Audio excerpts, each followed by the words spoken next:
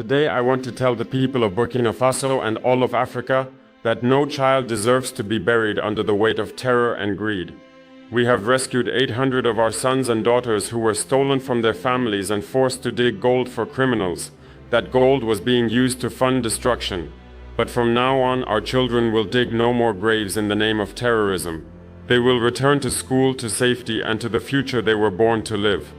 Ladies and gentlemen, welcome again to Ibrahim Traoré's era.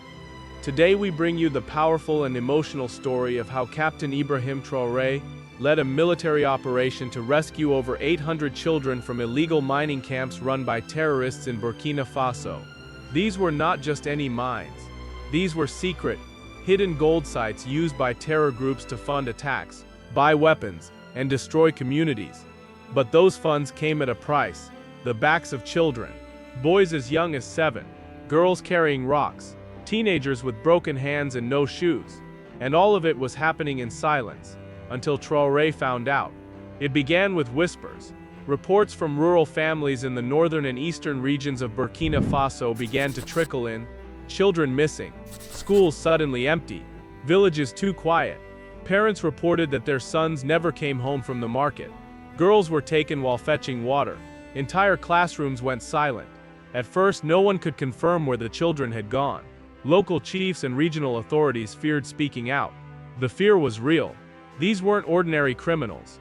They were terrorist cells, well-armed and deeply entrenched in remote gold zones near the borders.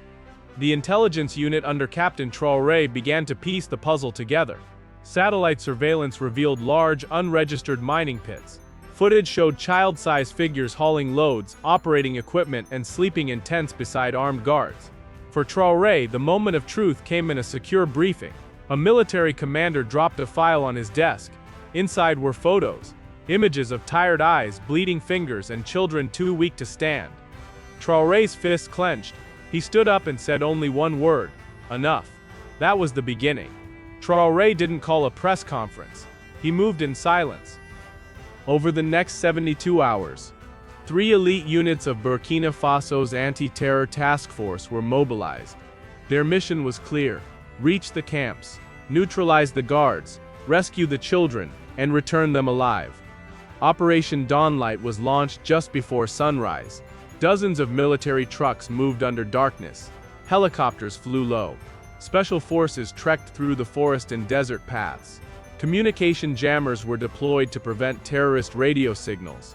The camps were heavily guarded. Armed men with machine guns stood watch over young boys holding shovels and girls carrying buckets of crushed rock. When the first shots rang out, the terrorists panicked. They returned fire, but the soldiers were ready. Using flashbangs and smoke, the troops quickly surrounded the area. Children were ushered into safe zones while the armed men were subdued. Some of the fighters tried to use the children as shields, but the Burkina soldiers, trained in child rescue tactics, outmaneuvered them with speed and precision. Within 3 hours, all 5 camps had been secured. What the soldiers found shocked even the most hardened officers: tiny hands covered in blisters, faces blackened with dust and tears. Some children had not spoken in days. Some hadn't eaten. Some were barely alive. A 12-year-old boy named Kader whispered, "They told me if I stopped digging, they'll kill my sister." He had been underground for 4 months. A girl named Amina, just 10 years old, had carried 20-kilogram sacks every day since she was kidnapped. Her legs were swollen. Her eyes held no fear, just exhaustion. Medical teams were flown in immediately. Each child received emergency care: food, water, bandages, blankets. Psychologists were deployed. Social workers started identifying families. Out of 800 children, only 6 were too ill to be moved. They were airlifted to hospitals in the capital. The rest were taken to transition centers set up by the Ministry of Solidarity. For the first time in months, for some over a year, they slept on beds. The ministry worked with village elders and local authorities to begin the long process of reuniting the children with their families. Some parents had long given up hope. When they saw their children walk into the compound, thin, scarred but alive, many fell to their knees in tears. One mother in the eastern region cried, "I thought my son had been buried in the ground. But now he is here, and I will never let him go again." Some children had no one left. Their families had either been displaced or killed. For them, the state is stepping in to provide shelter, education, and long-term support. This is Ibrahim Traoré's era, and in this era, no child is left behind.